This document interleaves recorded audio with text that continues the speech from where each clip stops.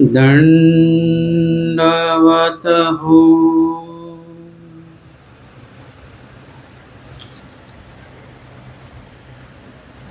आजच्या सत्रामध्ये आचार प्रकरणातील 263 क्रमांकाचं वचन आपण श्रवण करणार आहोत. मार्गी प्रवर्तल्या पुरुषानुकूळा प्रतिकूळा उदासा देवता होती.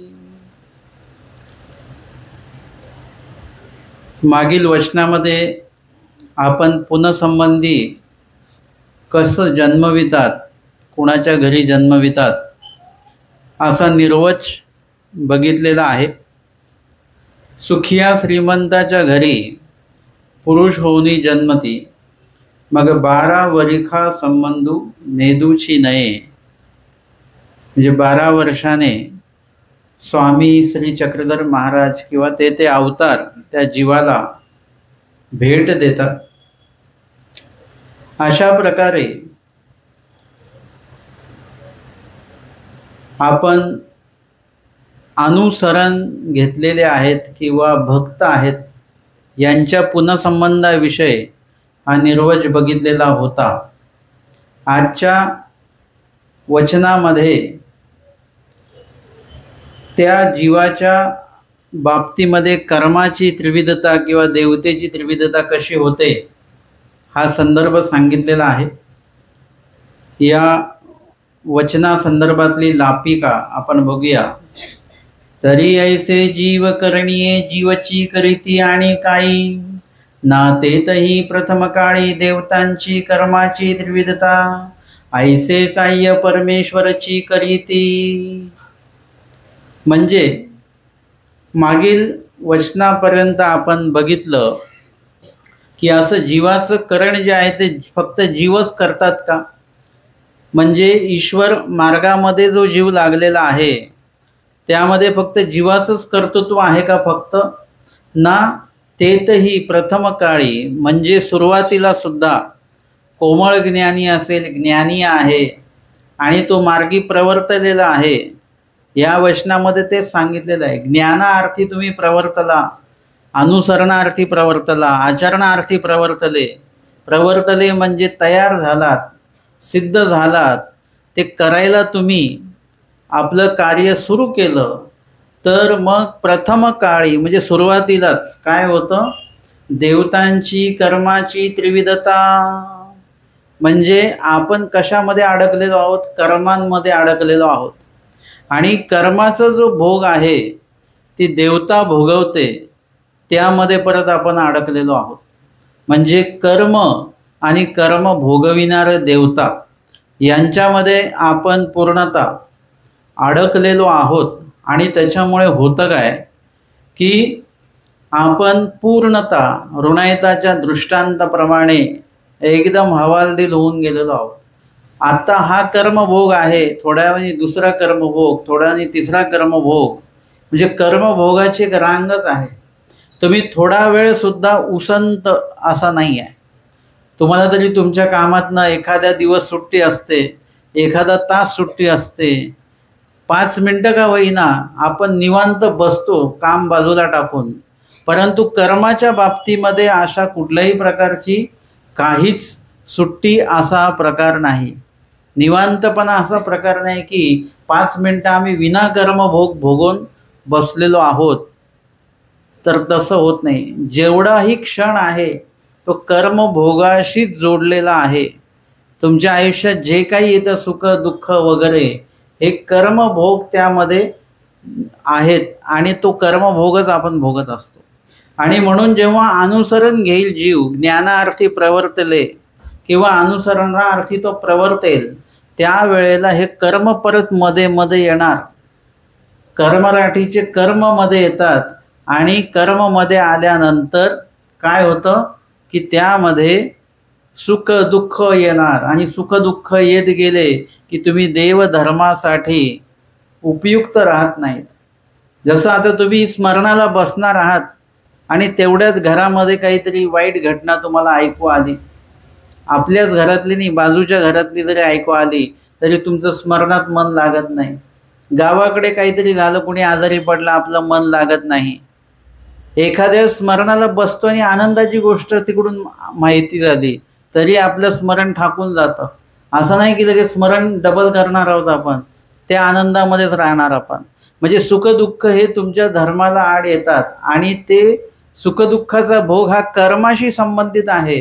म्हणून कर्माची त्रिविधता सर्वात आधी करतात. आगंतुक कुंठे, अनारब्ध सुंके, प्रारब्ध भोगे क्षयो, उद्धरण प्रकरणामध्ये ही त्रिविधता जी आहे, कर्माची त्रिविधता ही सांगितलेली आहे. अप्रोक्ष ज्ञानामध्ये देवतेची त्रिविधता होते आणि शाब्द ज्ञानामध्ये कर्माची त्रिविधता होते. हे कर्म आधी थांबवल्या जातात आणि या कर्मासंबंधित जो भोग आहे तो भोग सुद्धा ईश्वर कडेने तो भोगविल्या जाणार. कर्मसवा भोग नाही, दैवसवा भोग. परमेश्वराच्या मनोधर्माने तो भोगविला जातात. आणि ऋणायताच्या दृष्टांत जसा कर्मभोग सांगितलेला आहे तशा पद्धतीने तो भोग जो आहे तो परमेश्वर मनोधर्माने भोगविल्या जाणार आहे. आणि म्हणून या ठिकाणी सांगितलेलं आहे की हे कर्माच्या त्रिविधतेचं जे साह्य आहे ते साह्य परमेश्वर जीवाप्रती करत असतात. आणि म्हणून आजचं वचन आहे मार्गी प्रवर्तल्या. मार्गी म्हणजे जो ज्ञान घेण्याअर्थी तयार झालेला आहे. आपल्याला असं आहे की आत्ता आपण ज्ञान घेण्यासाठी यायचं म्हटलं की काही ना काही अडथळे येतात. निरूपणाला निघायचं म्हटलं की काय होतं, पाऊस येतो. आज खूप लोक नाही आले का, ते उद्या सांगतील पाऊस होता. मग एवढा मुसळधार पाऊस आहे का हा? परमेश्वर अशा परीक्षा घेत असतात आपले की वेगवेगळ्या. आता जसं मुलांना तुम्ही घटक चाचणी असते ना, ती सोपी असते, 6 महिने कठीण असते. परत घटक चाचणी त्याच्यापेक्षा सोपी असते. परत वार्षिक परीक्षा त्याच्यापेक्षा कठीण असते. म्हणजे ह्या परीक्षा मुलांच्या घ्याव्या लागतात आणि त्यांची क्षमता सिद्ध करावी लागते मुलांना स्वतःला. आणि शिक्षक वर्गसुद्धा त्यांची क्षमता ती पडताळत असतात, तपासत असतात कशी आहे. एकदम सगळं सोपं सोपं असेल तर कसं होईल. रोज चपात्या बनवायच्या तर सोपीच गोष्ट आहे, म्हणजे एखाद दिवस तरी पुरणपोळी असतेच. मग त्या दिवशी आपण काही कारण सांगतो का? नाही, त्या दिवशी ते बनवायचंच असतं. तशा पद्धतीने परमेश्वर कार्यामध्ये तुम्हाला अडथळे येणार नाहीत असं गृहीत धरू नका. उलट माझं तर चिंतन असं आहे की परमेश्वर कार्य करायला गेलं की जास्त विघ्न येणार, जास्त अडथळे येणार, जास्त संकट उभे राहणार, कधी न येणारे पाहुणे येणार, अवेळी पाऊस येणार. आपल्या महावाक्यांच्या ज्या पोथ्या होतात महानुभाव पंथामध्ये, मोठमोठ्या 40-40 दिवसाच्या पोथीचा समारोह असतो, त्यामध्ये पाऊस येतो. तिकडे जवळजवळ 4-5 हजार लोक असतात, शेतामध्ये पोथी असते, तिथे मुसळधार पाऊस येतो. परंतु तिथे कुणीही पट्टी म्हणजे जे काही पोथी सोडून जात नाही. तिथे बरोबर सगळे व्यवस्थापन करून परत पोथीच्या वेळेला पोथी होते काय, म्हणजे त्या ठिकाणी सर्व जे काही व्यवस्थापन आहे ते व्यवस्थापन त्या ठिकाणी परमेश्वराने आखित लिखित करून दिल्याप्रमाणे सर्वजण आपलं आपलं कार्य जे आहे ते करत असतात. आणि परीक्षा तुमची बघितल्या जाते की या वेळेला, या परिस्थितीला तुम्ही काय करणार आहात हे तुम्हाला तपासले जातं परमेश्वराकडून. आणि म्हणून इथे मार्गी जेव्हा प्रवर्ततो माणूस ज्ञान घेण्यासाठी, तेव्हाच नेमके काही ना काही अडथळे आपले उभे, आजारपण एखादं येऊन जातं, पाहुणे येतात, काही अजून अशा काही घटना घडतात, त्याच्यामुळे ते सगळं बाजूला राहतं. 8 दिवस तुम्ही अध्ययन करता आणि 8 दिवस तो अध्ययन एखादं चालतं आणि त्यानंतर काय होतं की ते कार्य आपोआपच बंद होऊन जातं आणि याचं कारण आपल्याला समजत नाही. परंतु जेव्हा तुम्ही या संदर्भात जेव्हा तुम्ही ज्ञान घ्याल त्यावेळेला तुमच्या लक्षात येईल की हे असं असतं की मार्गी प्रवर्तल्या, ज्ञान घेण्याअर्थी प्रवर्तले, आचरण करण्याअर्थी प्रवर्तले, अनुसरण घेण्याअर्थी प्रवर्तले. ईश्वराचं कुठलंही कार्य करण्याअर्थी तुम्ही उभे झालात की त्या ठिकाणी हे अडथळे येऊ शकतात. मार्गी प्रवर्तल्या पुरुषा अनुकूळा प्रतिकूळा उदास. अनुकूळ म्हणजे तुम्हाला सहाय्य करणाऱ्या देवतांची संख्या आहे, तुम्हाला प्रतिकूळ म्हणजे विघ्न करणाऱ्या देवतांची संख्या आहे, अनुकूळ प्रतिकूळ उदास आणि काहीच न करणाऱ्या देवतांची एक विशिष्ट संख्या. एकूण 81,2,10,00,000 देवता आहेत. त्यामध्ये इंद्रादिकापासून खालूते म्हणजे इंद्रादिक देवता किती आहेत? 33 कोटी. अंतराळ देवता किती आहेत? 13 कोटी. अष्टदेवनी देवता किती आहेत? 13 कोटी. कर्मवीच्या देवता किती आहेत? 13 कोटी. एकूण देवता किती झाल्या? 72 कोटी देवता झाल्या. भागिले 2 केलं तर किती होतात? 72 कोटी देवता. 36 अधिक 36 72 म्हणजे 72 कोटी देवतेमध्ये निम्म्या 36 कोटी स्त्रिया देवता असतात, 36 कोटी पुरुष देवता असतात. त्यापैकी अनुकूळा म्हणजे 36 कोटी पुरुष देवता ह्या अनुकूळ असतात आणि 36 कोटी स्त्रिया देवता ह्या प्रतिकूळ असतात, म्हणजे विघ्न करणारे असतात. हे त्यामध्ये सांगितलेलं आहे. आणि म्हणून इथे या 72 कोटी देवतांचं आपल्याला जे कार्य आहे या माध्यमातून कळालं. अनुकूळा प्रतिकूळा म्हणजे तुम्ही जेव्हा विधी आचरणाला जाता तेव्हा 36 कोटी पुरुष देवता तुम्हाला सहाय्य करतात आणि 36 कोटी स्त्री देवता तुम्हाला विघ्न करतात.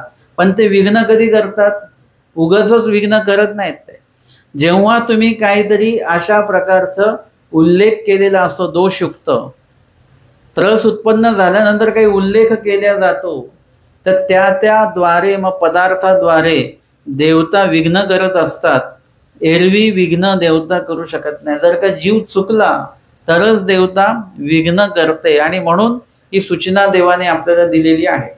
उदासा आणि उदास म्हणजे ब्रह्मादिकापासून चैतन्य मायेपर्यंत जे काही देवता आहेत म्हणजे त्या देवता किती येतील? 9,15,10,00,000 देवता या उदास आहेत. त्या काहीच करत नाहीत. अनुकूळा प्रतिकूळा आणि उदास अशा 3 प्रकारे देवतेची त्रिविधता या ठिकाणी सांगितलेली आहे. आणि हा संदर्भ देत असताना या वचनाच्या प्रकरण वसाची जी लीळा आहे उत्तरार्ध 575 क्रमांकाची माईमभट्टांच्या संबंधित मार्गी माईमभटा भेटी निर्गमन श्रवण आंबा पारेगाव आंबे खरवंडी असा स्वामींचा प्रवास सुरू आहे. आणि मार्गी माईमभट्टांची स्वामींची भेट होते. माईमभट्ट जे आहेत ते आमच्या स्वामींपासून बोध झाला, ज्ञान त्यांना झालेलं आहे, भरपूरशी चर्चा झाली, अनुसरणाचं महत्त्व कळालं आणि मग ते घर सोडून त्याग करून रिद्धपूरला गेलेले आहेत. आणि स्वामींची त्यांची काही परत भेट नाही. आणि आत्ता ती भेट झालेली आहे तेव्हा स्वामी त्यांना विचारतात की तुम्ही कशा पद्धतीने त्याग केला. का विचारतात? स्वामींना माहीत नाही का? स्वामींना माहिती आहे, पण समस्त जे काही भक्तजन बसलेले आहेत स्वामींचे त्यांना सुद्धा कळालं पाहिजे की त्याग हा कशा प्रकारे केला जातो, कशा प्रकारे त्याच्यात अडथळे येतात. हा सर्व संदर्भ आपल्याला यांच्या त्यागामध्ये दिसून येतो. मग आंबाहुनी हंसराजू बळेग्रामासी गेली. हंसराज हे बळेग्रामला आलेले आहेत. दृढ पुरुषा पुढे सांगितले, जानोपाद्यांपुढे सांगितले. तवती आपला अपवाडू सांगितला, तैसीची रिद्धपुरा गेली. श्री प्रभू गोसाव्यांसी दंडवते घातली, श्रीचरणा लागली तव आठवले. ते रिद्धपूरला गेले, स्वामींना श्रीप्रभूंना भेटले, दंडवत घातले श्रीचरणाने. त्यांना मग आठवलं माईमभट्टो तुमते गोसावी बोलाविले असे स्वामींनी निरोप दिलेला आहे तुम्हाला की तुम्हाला बोलवलेला आहे. स्वामी म्हणतात आधी हा निरोप सांगावा, मग श्रीप्रभूसी दंडवत करावे, वस्तीचे निघावे. त्यांना निरोप दिलेला आहे की आधी तुम्ही माईमभट्टांना निरोप सांगा आणि मग श्रीप्रभूंना भेटा आणि त्यांना सांगा वस्तीची निघावे. जसं निरोप ऐकला तसं मुक्कामीच निघायचं. आईसे म्हणितले असे. आणि हा निरोप ऐकल्यानंतर तैसेची माईमभट्ट गोसाव्या ते पुसले. श्रीप्रभूंकडे आज्ञा घेतली. आबाईसा ते पुसले. आबाईसांची सुद्धा आज्ञा घेतली. पुसिले सांगितले नाही. पुसणे आणि सांगण्यामध्ये फरक आहे. तुम्ही ज्यांच्या अधीन राहता त्यांना सांगायचं नसतं, त्यांना विचारायचं असतं. आबाईसी प्रसादाचा कुसकटा दिधला. श्रीप्रभूंच्या प्रसादाचा कुसकटा म्हणजे चुरा होता, तो माहीमभट्टांच्या हाती दिधला. तैसेची माहीमभट्ट तया ते पुसून निघाले. निरोप घेतला निघाले. गोसावी कौनी ठाई राज्य करिता ती. ना आंबा स्वामी कुठे राज्य करतायत. कारण की हंसराजा हे खूप दिवसांनी तिथे पोचलेले आहेत. तेव्हा स्वामी कुठे होते, तो त्यांनी स्वामींचा प्रवास लक्षात घेतला. त्या भागामध्ये चौकशी केली आणि मग कळालं की आत्ता सध्या स्वामी आंबा या गावी आहेत. तैसेची आंब्यासी आले. आंबा शोधिले. त्या गावामध्ये शोधलं तर गोसी आंबे खरवंडीसी बीजे केले आईसे ऐकले. आंबे खरवंडी म्हणून आहे, तिथे स्वामी आहेत असं त्यांनी ऐकलं.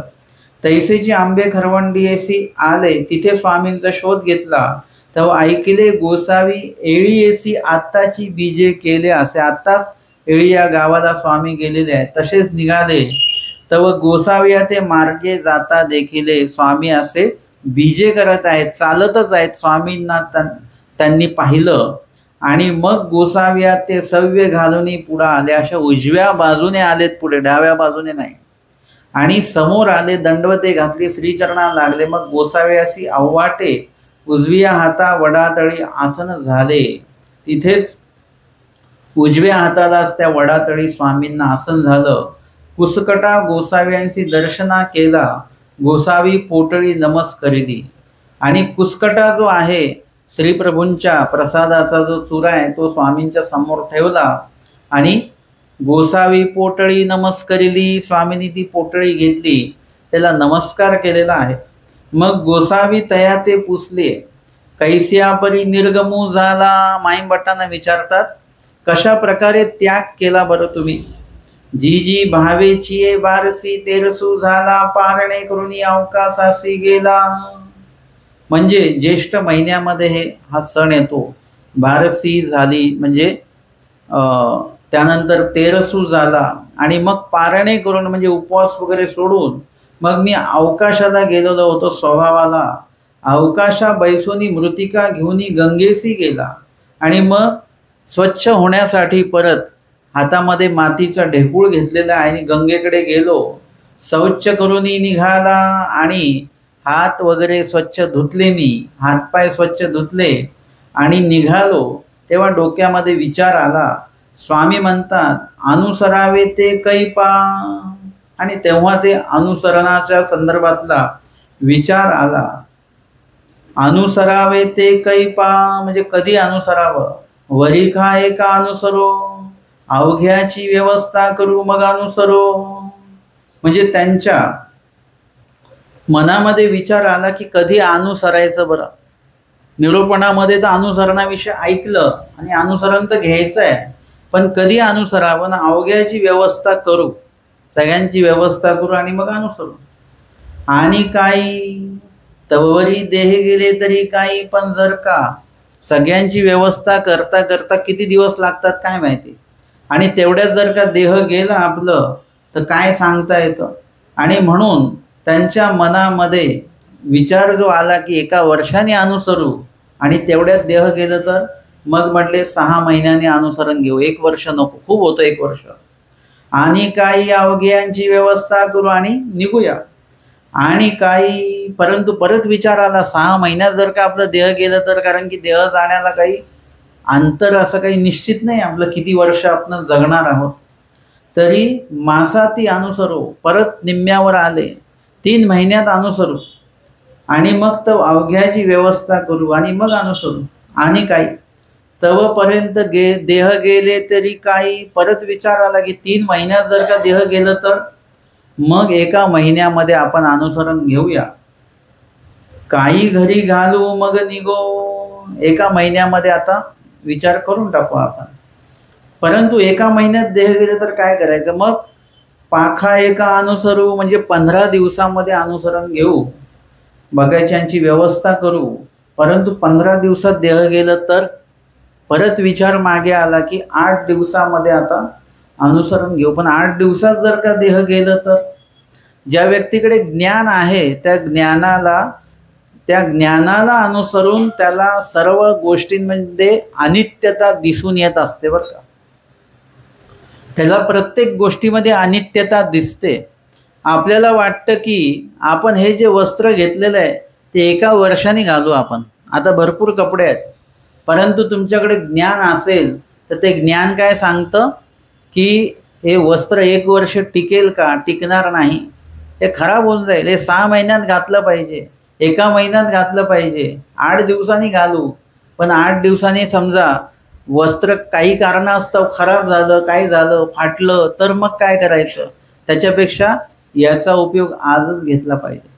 याचा उपयोग कधी करायचा, त्याच्यापेक्षा यामध्ये आपल्याला जी अनित्यता दिसून येते, आपल्याला ज्या गोष्टी नित्य वाटतात ना, त्या गोष्टी की ही FD करून ठेवू, माझ्या उपयोगी पडेल, परंतु आपण गेलो तर मध्येच आपल्या काही उपयोगी पडणार नाही. तुम्ही जे जे साठवून ठेवलेलं आहे ते सगळं अनित्य आहे. पैसा असेल, काही लोकांनी भरपूर पैसा साठवला, कोरोनात सगळं गेला, तो चोरीला नाही गेला, परंतु तो एका प्रकारे आजारामध्ये निघून गेला. अशा कितीतरी वस्तू असतात जे आपल्याला असं वाटतं हे आपल्या उपयोगी येईल नंतर, तर ते काय होतं, थोड्या वेळाने ते खराब होऊन जात असतं. एकाही साला आमचे स्वामी म्हणतात की वानरेश भुकेले, त्यांच्याकडे शिदोरी आहे पण ते काही द्यायला तयार नाही, माझ्या उपयोगी येईल शिदोरी, असं म्हणून त्यांनी ती ठेवली, द्यायला कोणाला तयार नाही. आणि तेवढ्यामध्ये निघाले, आणि निघाल्यानंतर काय झालं, पुढे जाऊन शूद्र व्यक्तीचा स्पर्श त्याला झाला, आणि त्यांच्या ह्याच्यामध्ये होतं की ते आता काय झालं, अपवित्र झालं असं त्यांना मनामध्ये, आणि त्यांनी ती शिदोरी मग त्यांना देऊन टाकली. कोणाला, त्या क्षुद्र व्यक्तीला देऊन टाकली. म्हणजे काय झालं, स्वतःही खायला मिळालं नाही, भटोबासांनाही देता आलं नाही. भटोबासांना जर का त्यावेळी त्यांनी दिलं असतं, प्रेमोपायासारखी क्रिया घडली असती त्यांची कदाचित. म्हणजे स्वामींची सुद्धा एवढी प्रवृत्ती होती की भटोबासांना ते द्यावं, परंतु ते काय होतं की आपण जे द्रव्य राखून ठेवतो ते काय होतं, ते दिदले चोरासी, म्हणजे ते चोर घेऊन जातं.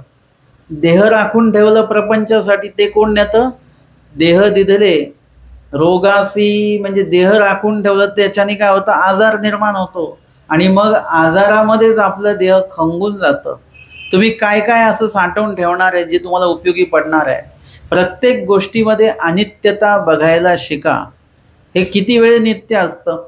तुम्हाला एखादा पदार्थ खायचा आहे आणि इतकं उतावीळ होतं पण खाण्यासाठी की तो मग बनवतो, पूर्ण तो घाट घातला जातो, आणि तो पदार्थ एकदाचा खातो, तर त्या पदार्थाची नित्यता कुठपर्यंत आहे. तुम्ही जेव्हा तो घास घेता आणि तो जेव्हा चावता, आणि तो जोपर्यंत तुम्हाला भूक आहे तोपर्यंतच त्या पदार्थाची चव आहे, तोपर्यंत नित्य आहे ती चव. एकदा भूक संपली की त्या पदार्थाची चव तुमच्यासाठी अनित्य ठरते, चव निघून जाते त्यातली. मग तुम्हाला कोणी जबरदस्ती दिलं तरी तुम्ही नको म्हणता, आता बस झालं. म्हणजे हे काय आहे, नित्य अनित्य इथल्या इथेच आहे सगळं. माहीम भट्टांना ही अनित्यता बघता आली, आपल्याला सुद्धा ती अनित्यता बघता आली पाहिजे.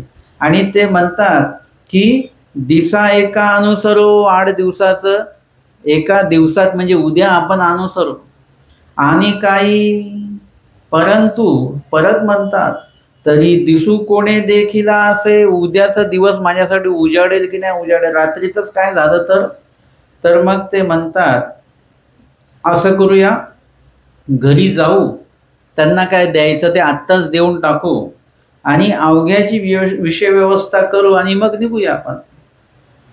तर उनी वासना उमरळली तरी काही, परंतु मग म्हणतात की नंतर उनी वासना उमरळली, म्हणजे अनुसरणाची जी वासना झालेली आहे ते जर का घरी गेलं तर काय होईल, घर बघायला मिळेल, घरचे बघायला मिळतील, आणि आपला विचार बदलू शकतो बरं का, आणि परत आपण गुंतू शकतो त्याच्यामध्ये. आणि वासना उमरडली म्हणजे वासना जर का परिवर्तित झाली, बदलून गेली, तर मग काय करायचं.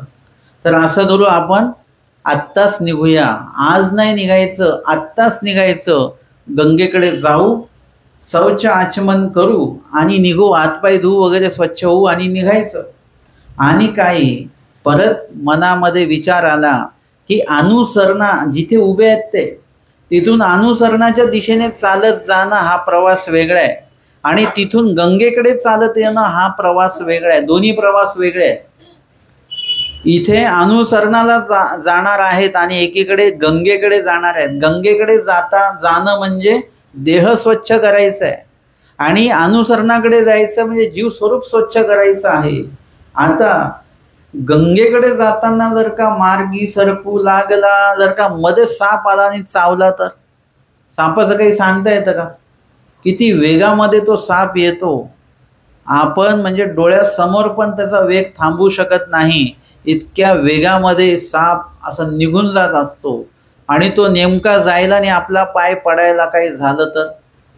मुळात म्हणजे हे सगळे नकारात्मक विचार आहेत व्यावहारिक दृष्ट्या, परंतु आध्यात्मिक दृष्ट्या मात्र सर्व सकारात्मक विचार आहेत. आध्यात्मिक दृष्ट्या विचार जेव्हा कराल तेव्हा ते व्यवहाराच्या उलटच दिसणार आहेत सगळे. व्यवहार म्हणेल की दागिने करा, दिवाळी येते आता. अध्यात्म म्हणेल नाही, अन्नदान करा, काहीतरी गोमटे रूप योग्यता रूप क्रिया करा. समाजाला हे उलटच वाटेल, अरे दिवाळी आल्यानंतर दागिने करायचे का पंगत करायची. व्यावहारिक दृष्ट्या ते बरोबर, आध्यात्मिक दृष्ट्या आपण बरोबर आहोत. म्हणून अध्यात्म आणि व्यवहार याच्या दिशा नेहमी प्रवाह नेहमी उलट आहेत. यांना त्याची जुळणा नाही, त्याला त्याची जुळणा नाही. आपल्याला दोन्ही मधनं व्यवहाराची बुद्धी धर्मी उपयोगात आहे असं स्वामी म्हणतात. म्हणजे धर्म करत असताना व्यवहाराची बुद्धी तेथे उपयोगी गेली पाहिजे. व्यवहार करत असताना धर्मबुद्धीने तो व्यवहार आपल्याला करता आला पाहिजे. दोन्हीची सांगड आपल्याला घालायची आहे. अशा प्रकारे ते म्हणतात की साप चावला आणि मेलो गंगेकडे जाताना तर तो प्रवास वाया जाईल. अनुसरणाकडे निघालो आणि साप चावला तर हरकत नाही, कारण निघालेलं आहे अनुसरणाला. प्रवासाची निश्चिती झाली, देवाकडे त्याची नोंद झाली त्या प्रवासाची. आणि गंगेकडे जाण्याच्या प्रवासाची नोंद देवाकडे होणार नाही, ती व्यवहारातच होणार. मग हातीची मृत्तिका सांडिली, हातातली माती सांडून दिली आणि गोसावी यांच्या ठाया यावे. आता विचार केला की आपण श्री चक्रधर स्वामींकडे जाऊ तर काय होईल. सासरची मंडळी जवळच राहतात, गणपत अपय वगैरे सगळे. ते काय होईल की ते सगळेच येतील. सासुरे हाती असो नल्लाओ, म्हणजे सासर वास जो म्हणजे सासरकडचे जे आहेत ते काय आपल्याला अनुसरण घेण्याला दीक्षा घेण्याला परवानगी देतील का. तर ब्राह्मणे की म्हटले मृत्तिका का सांडली. एका ब्राह्मणाने त्यांना विचारलं की हातातली माती का सांडली. ना ढाळीत असे ना, हे सांडले मी. मग अनंतू मुदिया धोत्राचे गाठीसी बांधलिया.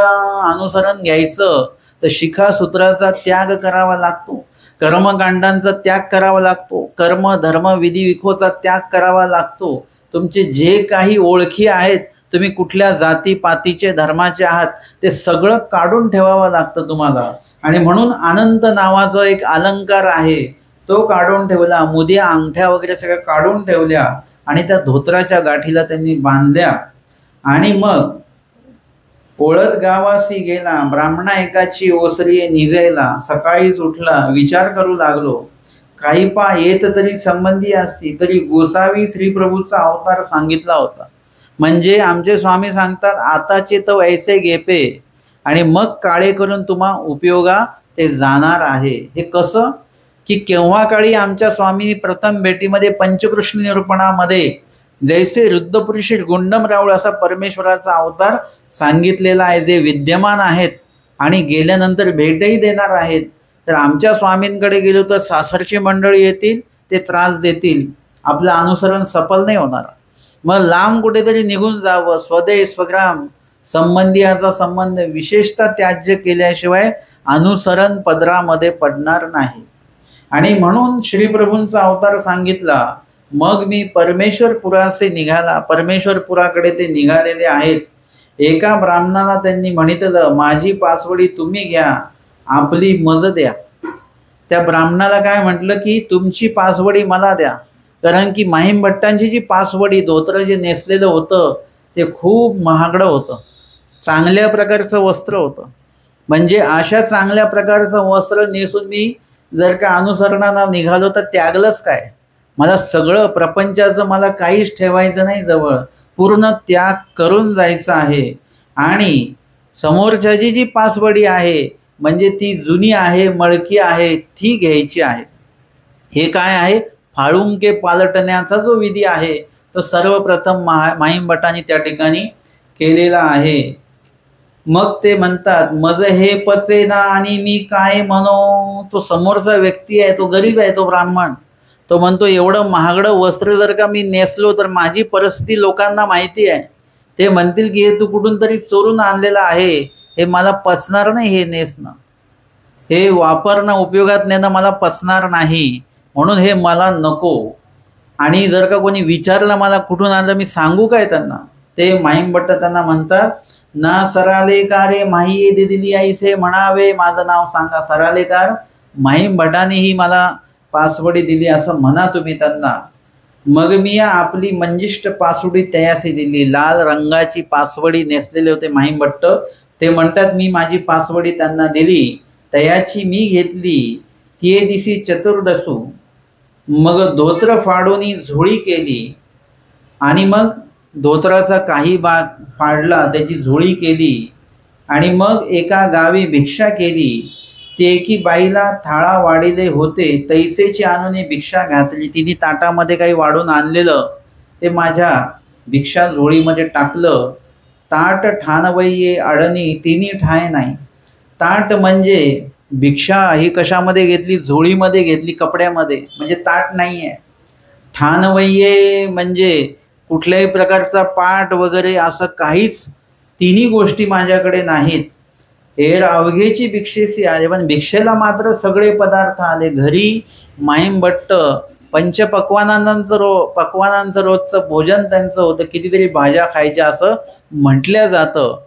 तर ते सर्व पदार्थ म्हणजे बऱ्यापैकी सर्व पदार्थ आले आणि मग ते गंगेकडे गेले. भोजन करू बैसला तर धोत्राचा वासू आणि भिक्षा अन्न ऐसी घृणा उपजली. म्हणजे कधी भिक्षा घेतलेली नाही आहे, भिक्षा अन्न, आणि त्या भिक्षा अन्नाला ते धोत्राची जी काही दुर्गंधी होती ना ती लागली. खूप वेळा आपण असं करू ना की चपाती असते ती ज्या डब्यामध्ये बनवून ठेवतो त्याच्यामध्ये काही लोक पेपरचे वर्तमानपत्राचा तुकडा टाकतात. मुळात ते टाकणं थोडं चुकीचं आहे. ते मग वस्त्र असतं काहीतरी, कॉटनचा कपडा जो असतो तो वरचेवर धुवावा लागतो बरं का, नाहीतर काय होतं त्या कपड्याची एक दुर्गंधी तयार होते आणि ती चपातीला लागते आणि ती चपाती खाताना तुम्हाला ती दुर्गंधी येत असते, मग तेव्हा खाऊ वाटत नाही आपल्याला. तसं इथे या कपड्याची वस्त्राची दुर्गंधी त्या अन्नाला, ते भोजन जेव्हा केलं, अन्न जेव्हा घास जवळ घेतला तेव्हा अशी व्यवस्था आहे की जेव्हा आपण तोंडामध्ये घास घेत असतो त्यावेळी नाक तिथे जवळच येतं. म्हणजे तो पदार्थ ग्रहण करताना, तो ग्रहण करण्याआधी त्या पदार्थाचा जो सुगंध असेल, दुर्गंध असेल तो आपल्याला येत असतो. आणि दुर्गंध असेल तर तो लवकर येत असतो, सुगंध यायला थोडासा वेळ लागतो, पण दुर्गंध लगेच येत असतो. आणि तो दुर्गंध आला आणि मग ती घृणा उत्पन्न झाली. ते वमले म्हणजे अन्न खाल्लेलं जे आहे, खाऊनही घेतलं पण मुखामध्ये ती चव जी आहे, ती दुर्गंधीची चव आहे, त्यामुळे काय झालं, ते वमले म्हणजे वमन केलं मी.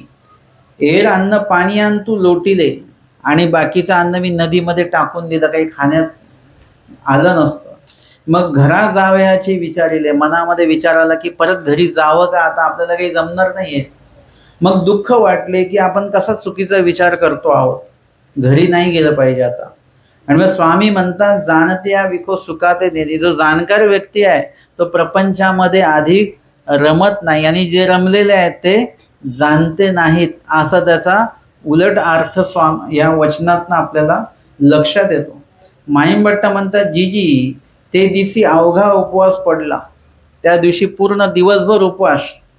एरे दिवशी उद्याची उठिला, दुसऱ्या दिवशी उठलो, विचारू लागला काय पा अन्ने विन तरी देह नाही.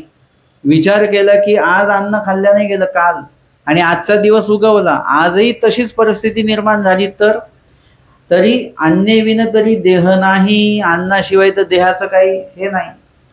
आणि देहेविन तरी धर्म नाही, देहत धडधाकट नसेल तर धर्म आचरण कसं करणार. तरी ये सृष्टी ननुसरो, मग पुढील ये सृष्टी अनुसरो आणि काही. असं करू आपण, या सृष्टी जरी नाही अनुसरण घडलं तर नाही, पण पुढील सृष्टी जर घडेल की नाही आपलं. एक म्हणाले की काही जरी झालं तर आपला माझा उद्धार झाल्याशिवाय तर काही ही सृष्टी रचना वगैरे काही बंद होणार नाही. कधी ना कधी माझा उद्धार होणारच आहे, नाही या सृष्टीत तर पुढच्या सृष्टीत होईल असं म्हणणारे एक जण भेटले. परंतु हे काय आहे की या सृष्टीत जर काही एवढं माहितीहून अनुसरत नाही तर पुढच्या सृष्टीमध्ये अनुसरण होईलच. हे कशावर म्हणतो, हा दोष जो आहे तो पुढील सृष्टीमध्ये उभा ठाकणार आहे. तरी पुढील हे सृष्टी अनुसरण हे काहीच या सृष्टीमध्ये आपण कमी पडतोय, तर पुढील सृष्टी अनुसरण घडेलच हे कशावरून. तरी ईश्वरे म्हटले अनुसरावे, तरी अनुसरावे. देव म्हणाले ना अनुसरा, आता अनुसरायचंच. मग देह जाओ भावे राहो, देह जाओ अथवा भावे जाओ, काही पण हो, देहाचा विचार नाही करायचा. आपलं अनुसरण सगळ्यांचं ह्याच्यामुळेच थांबलेलं आहे, देहामुळे. आमच्या देहाची व्यवस्था होईल की नाही. अनुसरण ही देहाची व्यवस्था नाही आहे बरं का, हे लक्षात घ्या.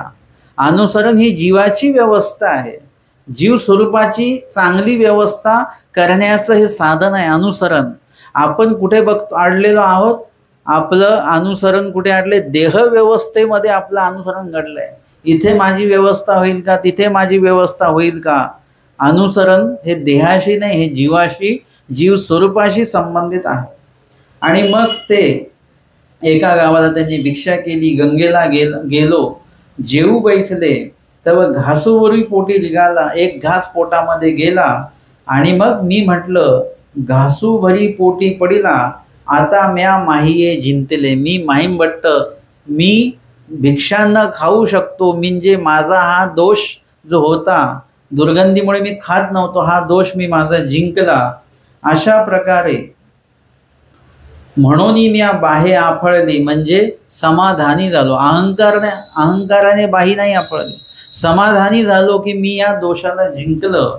दुसरे दिवशी दोन्ही घास पोटी पडिले, दुसऱ्या दिवशी 2 घास मुखामध्ये गेले. तिसरे दिवशी 3 घासू निघाले. म्हणजे बघा, पहिल्या दिवशी 1च घास खाल्लेला आहे, दुसऱ्या दिवशी 2च घास खाल्लेले आहेत आणि तिसऱ्या दिवशी 3 घास खाल्लेले आहेत. असे उत्तरोत्तर अनधिकार नासत नासत अधिकार घडवत आहेत माहीमभट्ट. हळूहळू पाहू आहारावरी आले. पाव आहार, पाव आहार म्हणजे किती, पाव आहार म्हणजे किती, 25% आहार. 25% कशाच्या पण, आपण दिवसभरामध्ये जेवढा आहार घेतोय, तुम्ही सकाळी नाश्ता करता, दुपारी जेवण करता, संध्याकाळी जेवण करता, मिळून 10 किलो जर का तो आहार होत असेल, 5 किलो जर का तो आहार होत असेल, तर त्याचा चौथा हिस्सा म्हणजे किती होतो, किती, 1.25 किलो. म्हणजे 1.25 किलो किंवा समजा 1 किलो आपण पकडूया. 1 किलो सकाळी 1 किलो खातोय, दुपारी 1 किलो खातोय, संध्याकाळी 1 किलो खातोय, असं 4 किलो आपण समजा खातो आहोत. तर त्याचा चौथा हिस्सा म्हणजे किती झाला, 4 किलोचा चौथा हिस्सा म्हणजे 1 किलो झाला. म्हणजे दिवसभराचं आपलं अन्न 4 किलोचं आहे आणि दिवसभरात आपण 1च किलो खातोय. समजलं तुम्हाला. म्हणजे एकच जो भाग आहे, पूर्ण आपण जे काही जेवत असतो दिवसभरामध्ये, त्याचा चौथा हिस्साच फक्त दिवसभरात खाल्ला, चालेल का आपल्याला, नाही चालणार. तुम्ही दिवसभरात मिळून 4 चपात्या खात असाल आणि दिवसभरात 1च चपाती खाल्ली तर तुम्ही भुकेने एकदम व्याकुळ होऊन जाल, निरोपणामध्ये मन लागणार नाही, असं वाटेल घरी निघून जावं की काय, बाहेर काही खाता येत नाही, पोथी कधी संपेल आणि कधी मग पुढचं व्यवस्था होईल, निरोपणात मनच नाही लागणार आपलं. माहीमभट्ट त्यांचं दिवसभराचा जो काय आहार, त्याच्यातला पाव आहारावर ते चौथ्या दिवशी हळूहळू 5व्या दिवशी 6व्या दिवशी ते पोहोचले. दिवसभरातला चौथा हिस्सा 100% आहार जो घेतात त्यातला फक्त 25% आहार त्यांनी घ्यायची त्यांची आता एक तयारी झालेली आहे. आणि मग रिद्धपूरला पोहोचलो तेव्हा पूर्ण आहारावर मी आलेलो होतो. दिवसभराचा जेवढा मी आहार घेतो तेवढा आहार मी घ्यायला लागलो. आणि मग स्वामी म्हणतात, परिच्छेदी प्रवर्तले या पुरुषाचे सकळ निरोध नेनो कोणाची निरपुनी फेडी परमेश्वर सहाय्य करतात. पुरुष प्रयत्नी दैवाचं सहाय्य आणि मार्गी प्रवर्तल्या पुरुषा अनुकूळा प्रतिकूळा उदासा देवता होती. देशकाळ वर्तमानाचे सहाय्य हाती, असं स्वामींनी माहीमभट्टांना या ठिकाणी निरूपण केलेलं आहे. या आजच्या या वचनाचा जो काही प्रकरणवश आहे माहीमभट्टांच्या त्यागाशी संबंधित, आणि त्यामध्ये आमच्या स्वामींनी माहीमभट्टांना हे वचन निरूपण केलेलं आहे. आणि स्वामी म्हणतात की मार्गी प्रवर्तल्या पुरुषा अनुकूळा प्रतिकूळा उदास, या देवता त्या ठिकाणी व्यवस्थापनार्थ त्या जीवाच्या ठेवलेल्या आहेत. जर का तो विधीमध्ये असेल तर पुरुष देवता सहाय्य करतात. कशाचा विषय सहाय्य करतात? अन्न वस्त्राविषयी सहाय्य केल्या जातं. तो जर का जीव काही चुकीचा उल्लेख करत असेल तर पदार्थाद्वारे विघ्न करण्यासाठी प्रतिकूळा देवता 36 कोटी स्त्रिया देवता त्या ठिकाणी त्यांचं व्यवस्थापन केलेलं आहे. आणि त्याहीपेक्षा उच्च ज्या देवता आहेत 9 कोटी 1.25 लाख 10 देवता ब्रह्मादिकापासून चैतन्य मायेपर्यंत त्या देवता उदास आहेत. त्यांना कुठल्याही प्रकारचं काहीच कार्य करण्याची अनुमती दिलेली नाही, असा या वचनाचा अर्थ आहे. या संदर्भातली टीका आपण बघूया. ज्ञानपूर्वक जो अनुसरे तो प्रवर्तला. इथे सांगितलं की मार्गी प्रवर्तल्या पुरुषा, तर प्रवर्तने कशा अर्थी प्रवर्तने? दोषार्थी प्रवर्तने की गुणार्थी प्रवर्तने? न मार्गी प्रवर्तला ज्ञानपूर्वक जो अनुसरे. ज्ञानपूर्वक याचा अर्थ ज्ञानाव्यतिरिक्त जे अनुसरण आहे ते या व्यतिरिक्त सुद्धा असतं, की ज्याच्यामध्ये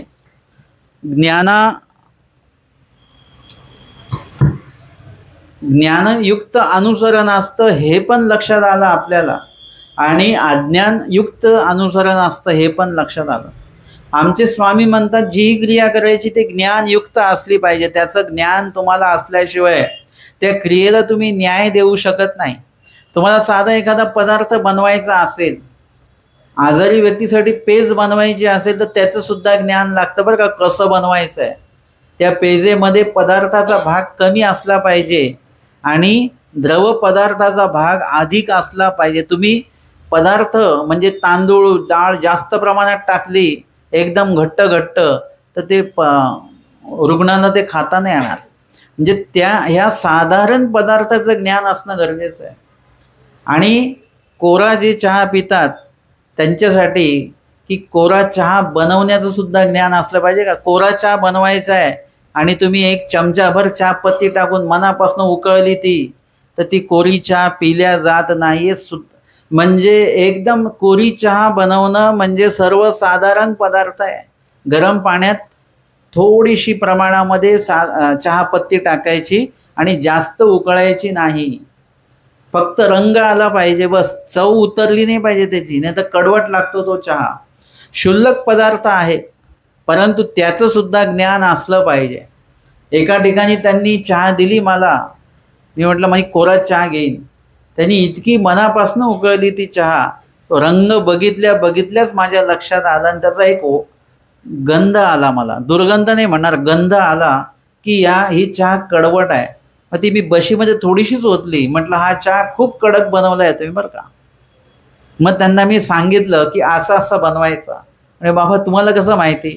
म्हटलं जे आपण खातो ते कसं बनतं याचंही ज्ञान आपल्याला असलं पाहिजे. मग त्या ठिकाणी आपल्याला अनुसरण जे आहे ते कसं असलं पाहिजे न, ज्ञानपूर्वक जो अनुसरे, म्हणजे ज्ञानपूर्वक ते अनुसरण असलं पाहिजे. आणि तो प्रवर्तला तो देवाला अपेक्षित आहे. मार्गी प्रवर्तला हा पुरुषाला म्हणजे कुठल्या, किंवा अजून त्याला एक वेगळी शंका देता येते आपल्याला की अनुकूळा प्रतिकूळा उदासा देवता कुठल्या पुरुषाला होतात बरं? अज्ञानपूर्वक जो दीक्षा घेईल संन्यास घेईल त्याला होतं का हे लागू ना? ज्ञानपूर्वक जो ज्ञानपूर्वक आहे म्हणजे ज्ञानी आहे त्याला लागू होईल का? ना जो अनुसरे म्हणजे जो ज्ञानी आहे त्याला नाही लागू. हे पण जो ज्ञानयुक्त अनुसरे, ज्ञानिया जेव्हा अनुसरतो तेव्हा ते ज्ञानियाला ते लागू होतं, इतर पुरुषांना ते लागू नाही. त्यासाठी ज्ञानही असलं पाहिजे आणि अनुसरणही असलं पाहिजे. तो प्रवर्तला अपेक्षित आहे देवाला, आणि तो त्या क्रियेमध्ये बसतो आणि मग त्याच व्यक्तीसाठी अनुकूळा, प्रतिकूळा आणि उदास या देवतेंची त्रिविधता आहे. आणि आगंतुक कुंठे, अनारब्ध संख्याने प्रारब्ध भोगे क्षयो ही सुद्धा त्याच पुरुषाला ते लागू ठरतं. बाकीच्या नुसतंच वेश परिवर्तन केलेल्या व्यक्तीला ते लागू होत नाही. तयासीची देवतांची कर्माची त्रिविधता, आणि त्याच व्यक्तीला ज्ञानयुक्त अनुसरला, हे दोन्ही गोष्टी सांगण्याचं काय प्रयोजन आहे बरं? नुसता अनुसरला म्हटलं असतं तरी चाललं असतं, नाही तर नुसता ज्ञानिया म्हटलं असतं तरी चाललं असतं. नाही, ते ज्ञानयुक्त अनुसरला असं का म्हटलं? न तयासीची म्हणजे जो ज्ञानपूर्वक अनुसरतो तोच प्रवर्तला, आणि जो प्रवर्तलेला आहे त्याच व्यक्तीला देवतांची कर्माची त्रिविधता, देवतांची म्हणजे अनुकूळा, प्रतिकूळा, उदास देवता होतात, आणि कर्माची म्हणजे आगंतुक, अनारब्ध, प्रारब्ध या संबंधात कर्माची त्रिविधता, अशा प्रकारे व्यवस्थापन त्याचं होतं. प्रतिकूळा विघ्न करीती, त्यांना प्रतिकूळ का म्हणायचं बरं? अनुकूळ आणि प्रतिकूळ देवता म्हटलं तर त्या प्रतिकूळ देवतांना प्रतिकूळ देवता का म्हणतात ना? प्रतिकूळा विघ्न करीती, प्रतिकूळ देवता कोमळ ज्ञानियाला विघ्न करतात. कोमळ ज्ञानी विखो विघ्न असं वचन याच्यामध्ये येतं.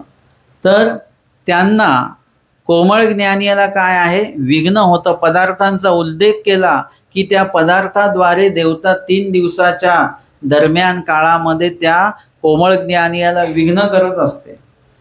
आमचा हातोनी गेला आम्हापसी आताची थोर झाला म्हणून विघ्न का करतात? कारण की त्यांचं ते प्रतिकूळत्व ठेवलं, सृष्टी व्यवस्थेमध्ये ते प्रतिकूळत्व आलेलं आहे की आमच्या हातोनी हा गेला.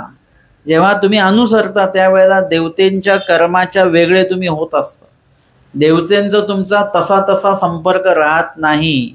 सर्व कार्य अनुसरल्याचे जीने मरणे हे परमेश्वराच्या अधीन होऊन जात असतं, आणि त्याच्यामुळे या ठिकाणी देवतेचा आपला तसा संबंध राहत नाही. परंतु आपण कर्माकडे आलो की मग परत देवतेचा संपर्क येतो, संलग्नाचा संपर्क येतो. अन्यथा संलग्नाचं चेष्टकत्व अनुसरल्या व्यक्तीला नसतं. आणि म्हणून ते म्हणतात आमचा हातोनी गेला, आमच्या हातातनं हा गेला. आम्हापसी आताची थोर झाला, आमच्यापेक्षा थोर झाले, ईश्वराचे झाले म्हणजे थोर झालेले आहेत, म्हणून त्या विघ्न करतात. उदासा दोन्ही न करीती, आता पुढे उदास देवता सुद्धा सांगितल्या. तर उदास देवता काय करतात ना? दोन्ही न करीती म्हणजे साह्य पण करत नाही आणि विघ्न देखील करत नाहीत. निके वाऊर, दोन्ही ते काय? निके म्हणजे चांगलं आणि वाऊर म्हणजे वाईट, दोन्ही करत नाही, त्यांना उदास म्हणतात. काजे तयाच्या विघ्नासी आर्ह नव्हे, मग त्या विघ्न का नाही करत? ऊच देवता असून सुद्धा तर त्यांच्या विघ्नासी हे अजून योग्य नाही, कारण की हे त्यांच्यापेक्षा अजून जे काही सामर्थ्य अर्थाने ते तेवढे मोठे नाहीत. म्हणून देवता सामर्थ्याच्या अर्थाने यांच्यापेक्षा मोठे आहेत, आणि म्हणून इंद्रादिका येसने सामर्थ्य, आणि म्हणून ते जे काही देवता आहेत त्या देवता विघ्न करत नाहीत. का तयाचे विघ्न थोर हा साना, कारण की त्यांचं विघ्न थोर असणार आहे आणि या सामर्थ्य दृष्टीने हे साने आहेत, म्हणून म्हणजे शाब्द ज्ञानी आहे म्हणून ते विघ्न करत नाहीत. यथा धाकुट्या ते वडील हाने तरी दंडासी ये, यथा धाकुट्या ते म्हणजे खूप मोठ्या व्यक्तीने लहान व्यक्तीला जर का, लहान मुलाला नाही, लहान व्यक्तीला जर का काही त्रास दिला तर तो दंडासी ये म्हणजे त्याला दंड होऊ शकतो, कारण की हा तुझ्या एखादा ताकदीचा माणूस आहे आणि त्यांनी एकदम अशक्त माणसाला जर का मारलं तर काय होईल? त्याच्यावर अपराध होऊ शकतो, त्याच्यावर गुन्हा दाखल होऊ शकतो. तशा पद्धतीने ब्रह्मादिका वरुतिया उदासा, ब्रह्मादिका वरुतिया म्हणजे ब्रह्मादिक शेषशय्यापासून तर मायेपर्यंतच्या वरील देवता जेवढ्या काही आहेत त्या उदास आहेत. इंद्रादिकापासूनही प्रतिकूळा अनुकूळा आणि इंद्रादिकापासून ज्या काही खालील देवता आहेत 72 कोटी, त्या प्रतिकूळ आणि अनुकूळ अशा दोन्ही आहेत. स्त्रिया प्रतिकूळा पुरुष अनुकूळ. आता इंद्रादिकापासून खालू ते जे काही देवतेंची स्थानं आहेत ती आहेत किती? 4 आहेत. इंद्रादिक, अंतराळ, अष्टदेवनी आणि कर्मभूमी. मग यातले 2 ठिकाणच्या देवता प्रतिकूळ, 2 ठिकाणच्या देवता अनुकूळ असं असतील का? ना. स्त्रिया प्रतिकूळा पुरुष अनुकूळ. 72 कोटी ज्या देवता आहेत त्यामध्ये स्त्रिया देवता प्रतिकूळ आहेत विघ्न करणाऱ्या, आणि पुरुष देवता अनुकूळ आहेत सहाय्य करणाऱ्या. हा सेलेचा वाटा परमेश्वरे दिला कणवा करुनी. पुरुष ते अनुकूल, पुरुष तेतुके अनुकूल का बरं? ना हा सेलेचा वाटा म्हणजे हा एक महत्वाचा जो काही विभाग आहे तो देवाने कन्वेस्तव आपल्याला दिलेला आहे. कसा बरं? काजे दोष प्रबळ गुण सकृत. आपल्याकडे दोष प्रबळ असतो म्हणजे आपण चुकीच्या गोष्टी जास्त प्रमाणात करतो आणि गुणदायक गोष्टी आपण कमी प्रमाणात करत असतो. आणि प्रतिकूळा समर्था. पुरुष देवता समर्थ आहे स्त्रिया देवतांपेक्षा, आणि त्या देवता समर्थ असतील आणि आपण जर का दोष करतो आहोत तर दोषाचं शिक्षा पण करणाऱ्या ज्या देवता आहेत त्या जर का समर्थ ठरल्या, विघ्न करणाऱ्या देवता समर्थ ठरल्या तर मग अवघड होईल. म्हणून समर्थ देवता ज्या आहेत त्या साह्यभूत ठेवलेल्या आहेत पुरुष देवता, आणि असमर्थ त्यांच्यापेक्षा असमर्थ असलेल्या देवता या काय केलेल्या आहेत? ह्या प्रतिकूळ ठेवलेल्या स्त्रिया देवता. तरी जीवासी उरीची नाही. जर का प्रबळ देवता विघ्न करता झाल्या तर मग जीवाला उरीच राहणार नाही, ते भरपूर मोठ्या प्रमाणात विघ्न करू शकतील. म्हणून इथे पुरुष देवता साह्यभूत झालेले आहेत. अनुकूळादिकांचे साह्यते कार्ये मनोधर्मे. अनुकूळ देवतांचं कार्य कसं आहे? अनुकूळादिकांचे सहाय्य.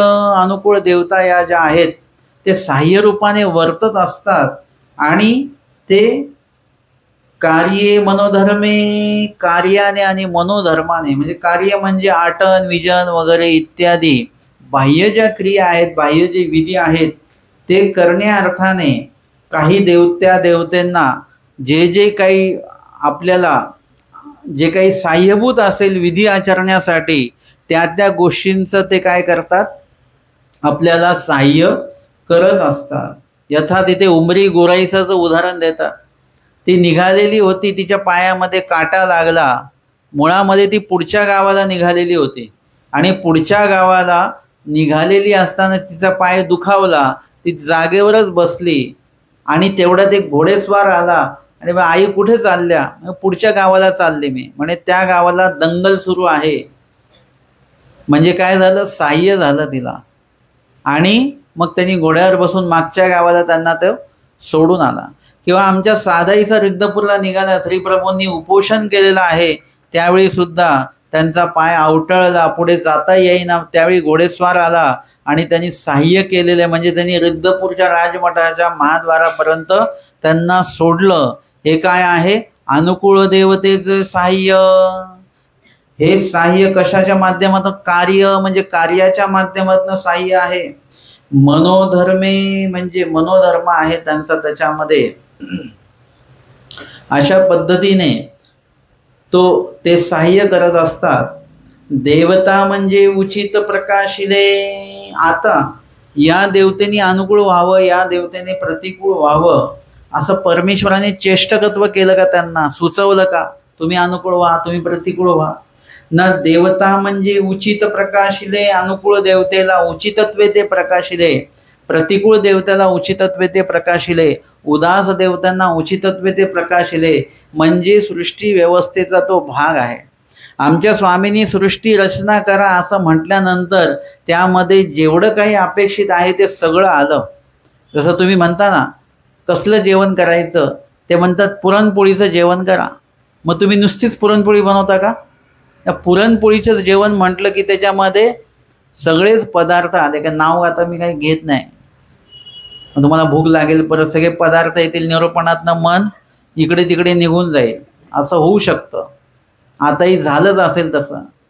म्हणजे या ठिकाणी एक पदार्थाचं नाव घेतलं म्हणजे एकच पदार्थ नाही बनवत, त्याच्यामध्ये सगळ्याच गोष्टी समाविष्ट आपोआपच येतात. तसं सृष्टी म्हटल्यानंतर सगळं आलं, नर्क, स्वर्ग, त्याच्यानंतर कर्मभूमी, मोक्ष, देवता, जीव, जड, चेतन सगळंच त्याच्यामध्ये येतं. सर्वांची मिळून एक सृष्टी आहे.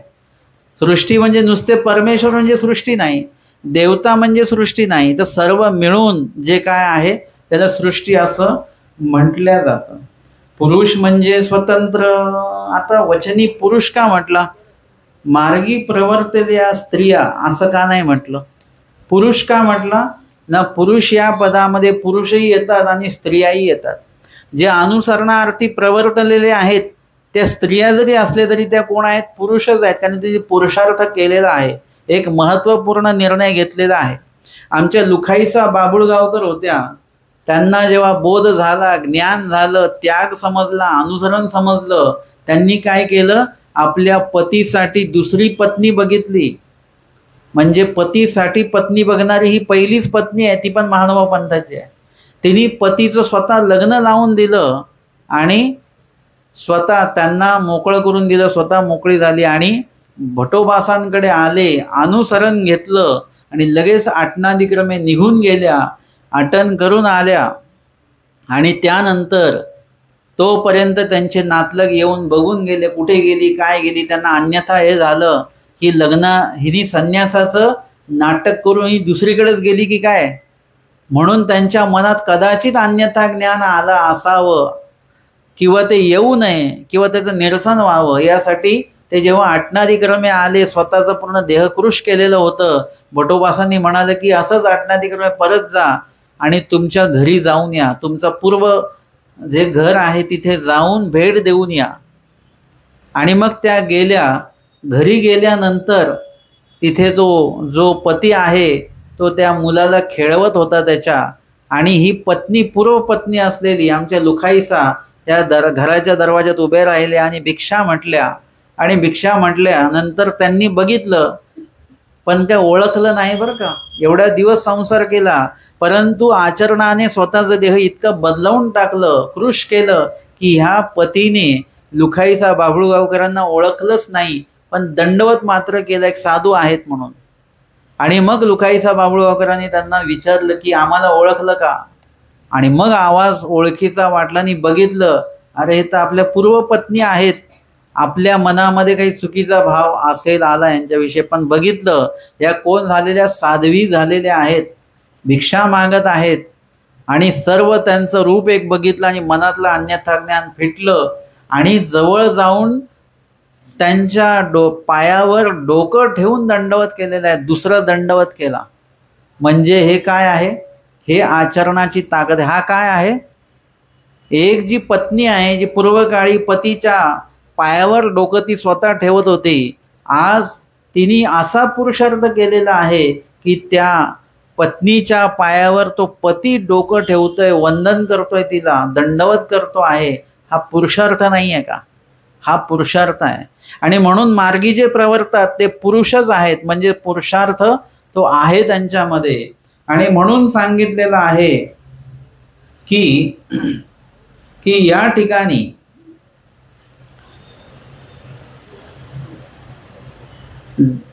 पुरुष म्हणजे स्वतंत्र. पुरुष का म्हटलं ना? स्वतंत्र झाला तो. जे तुम्ही जोपर्यंत प्रपंचात आहात तोपर्यंत तुम्ही परतंत्रामध्ये आहात, पण जर का तुम्ही ईश्वर कार्यासाठी उभे झालात की तुम्ही स्वतंत्र झालात. बघा असतं ना की तुम्ही 8 दिवस तीर्थयात्रेला गेला, स्वतंत्र असता ना तुम्ही आता निरोपणाला आलात, तुम्ही स्वतंत्र आहात की नाही? 1 तास का होईना, पण तरी तुम्हाला घरी जायचीच ओढ असते. निरोपण संपलं की लगेच लोक घरी पळतात. का? आम्हाला परतंत्रामध्ये जायचं, आम्हाला स्वतंत्र राहायचं नाही. कुठला दृष्टांत याच्यावर देवाने सांगितलं? एक गायी संबंधित दृष्टांत आहे. कुठला दृष्टांत आहे? पडाळी हे गायीचा दृष्टांत आहे. पडाळी गायी बांधली असे, ते सुटाव्या लागी अनेक उपाय करते ती. तिला ते तिथे मच्छर चावतात, किडे चावतात, आळ्या झालेल्या आहेत तिथे, वरून पाणी पडतंय, मग तिच्या मालकाला दया येते म्हणून सोडतो आणि तो घराच्या त्या पडवीच्या त्या खांबाला तिला बांधतो की बाबा ही इथे सुरक्षित राहील. परंतु येणाऱ्या जाणारे जे लोक आहेत त्यांना बघून ती घाबरते, दचकते आणि त्या खांबाला ती हिसके देते. 4-5 वेळा असं झालं आणि त्या मालकाने बघितलं की ही काय करते, त्या माळवदाच्या खांबालाच हिसके देते. जर का हा खांब निघून आला तर काय होईल, ही माझंच घर पाडेल. मी हिच्या घराची व्यवस्था करतोय, ही आपलं घर पाडून टाकेल. हा परत काय करतो, तिला सोडतो. जसं तिला सोडलं ती स्वतःच धावत जाते आणि कुठे जाते, परत त्याच ठिकाणी जाते, त्या चिखलामध्ये जाते. तसं तुम्ही येता परंतु परत तुम्हाला तिकडेच जाण्याची ओढ जास्त असते, लवकर लवकर जायचं आहे. उलट आपण काय केलं पाहिजे, पाय रेंगाळले पाहिजेत. मैदानावरून जर का जेव्हा मुलगा घरी यायला निघतो ना, तो पटकन निघून येत नाही, तो रेंगाळतो तिथे खूप वेळ. त्याची आई त्याला आवाज देऊ देऊ देऊ देऊ कंटाळते अक्षरशः, परंतु मुलगा मात्र घरी यायला तयार नसतो. तसं आपल्या बाबतीमध्ये झालं पाहिजे. कोणाची किती आवड आहे हे त्याच्यातनं लक्षात येत असतं बरं का. कोण पदार्थ कसं खातंय त्यानुसार त्याला तो पदार्थ आवडला की नाही आवडला हे लगेच लक्षात येत असतं. आणि म्हणून तुम्ही स्वतंत्र होण्याचा प्रयत्न करा. आणि जेवढं काही स्वातंत्र्य मिळतं तुम्हाला 5, 10, 15 मिनिटाचं, 1 तासाचं, 2 तासाचं, तेवढं तरी स्वतंत्र व्हा. दिवसभरामध्ये, 24 तासामध्ये, वर्षभरामध्ये तेवढं तरी स्वतंत्र तुम्हाला होता आलं पाहिजे. आणि एकदा घरी गेले की आहे परत तेच काम आहे, ते काही सुटलेलं नाही तुम्हाला. आणि तुमच्या बदली दुसरं कोणी येऊन ते काम करणार नाही. घरचे लोकही काम ते करणार नाही, ते तुम्हालाच करायचं आहे. आणि म्हणून इथे पुरुष म्हणजे स्वतंत्र असं म्हटलेलं आहे. कर्मराटी देवतांची क्रिया वाटली असती. स्वतंत्र का म्हटलं ना, कर्मराटीमध्ये प्रत्येक जीवासाठी त्या देवतेला त्या क्रिया वाटलेल्या आहेत. त्यानुसार ती देवता जे आहेत ते कार्य करत असते. कर्मराटीच्या संबंधात परंतु दैवराटीच्या बाबतीमध्ये देवतेला असं काही वाटून दिलेलं नाही आहे. म्हणून तो जो जीव आहे तो स्वतंत्र आहे. दैवराटी विघ्न आर झाल्या प्रतिकूळा विघ्न करीती. दैवराटीची व्यवस्था कशी आहे, विघ्नाला तो जेव्हा आर होईल, पात्र होईल, त्याच वेळेला प्रतिकूळा देवता विघ्न करतात. म्हणून तो स्वतंत्र आहे. तोपर्यंत कुठल्याही प्रकारचं विघ्न देवता करू शकत नाहीत, म्हणून तो स्वतंत्र आहे. जियेची वरी पडा होय तेची करी. म्हणजे ज्या देवतेच्या संबंधित ते विघ्न आहे आणि ज्या देवतेच्या मनुष्याचा पण प्रसव यावा लागतो, यांचाही प्रसव यावा लागतो, तेव्हाच ती देवता काय करणार आहे, विघ्न करणार आहे. तो शिवाय ती विघ्न करू शकत नाही, असं प्रतिकूळ देवतेच्या बाबतीमध्ये सुद्धा सांगितलेलं आहे. अनुकूळ देवतेंच्या बाबतीत सुद्धा सहाय्य अशाच प्रकारचं आहे की त्या ठिकाणी तो त्या देवतेचा जो मनुष्य आहे त्या मनुष्याकरवी ती देवता सहाय्य करत असते. तर त्याचा सुद्धा सेवा करण्याचा त्याचा सुद्धा योग्यता असणं हे तेवढंच आवश्यक आहे असं यामध्ये सांगितलेलं आहे. आजच्या सत्रामध्ये आपण आचार्याच्या 263 क्रमांकाचं वचन, त्या संदर्भातली प्रकरण वशाची लीळा, उत्तरार्ध 575 क्रमांकाची लीळा, मार्गी माहिमबटा भेटी, निर्गमन श्रवण, हे आपण या ठिकाणी आजच्या सत्रामध्ये श्रवण आणि चिंतन केलेलं आहे. दंडवत हो.